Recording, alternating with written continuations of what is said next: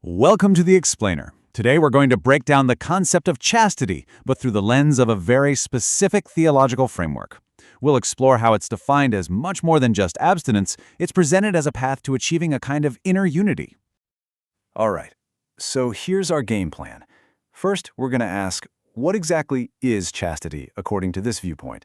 Then, we'll dive into why it's considered so important. The stakes involved. We'll get into the nitty-gritty of what's defined as an unchaste act, take a look at some common objections, and then finally, see how this is all supposed to be put into practice. Okay, so let's start with the big question. What is chastity? The source material here frames it in a really interesting way, not just as a long list of don'ts, but as something way more holistic. The successful integration of sexuality into a person's whole being. So, the source doesn't just define chastity as, not having sex. It's seen as a virtue of self-mastery. It actually falls under this bigger idea of temperance, which is all about finding balance and making sure your will, not just your instincts, is in the driver's seat. And this right here, this is the bedrock, the foundational premise for this whole way of thinking. It's the belief that human sexuality is a divine gift, and that it was designed with a very specific purpose in mind. From this perspective, that purpose is meant to be expressed only within marriage, which is defined here as a lifelong partnership between a man and a woman. Okay, so if we accept that premise, that sexuality is this gift with a very specific purpose, what happens next? What are the stakes if you honor that purpose or, well, if you don't? The source material lays this out really clearly by showing the rewards on one side and the dangers on the other. According to the text, the benefits of practicing chastity are supposed to be huge, both personally and spiritually. The idea here isn't just about dodging bad stuff, it's about gaining something really valuable. Real, long-term happiness, a sense of being whole, and this feeling of freedom that comes when you're in charge of your passions, not the other way around. All right, but what about the flip side? According to this framework, the consequences for not following this path are framed as incredibly serious. And we're not just talking about in this life, but for eternity.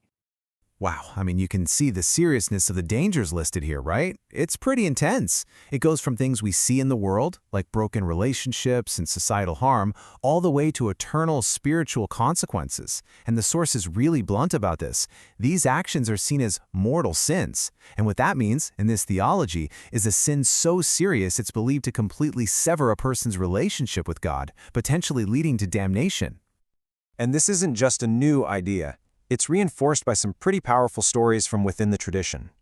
This quote here, which is based on visions attributed to St. John Bosco, really captures the belief that unchastity is seen as a major and common path toward spiritual ruin.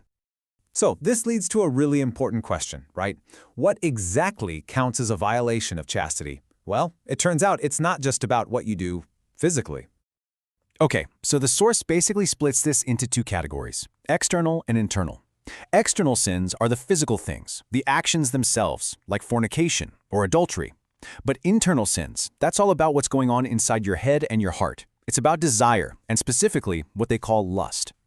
And this is the verse that's often pointed to as the main justification for that focus on internal sin.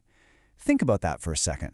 The implication is pretty radical, that the internal thought, the lustful desire itself, is seen as just as much a violation of chastity as a physical act would be.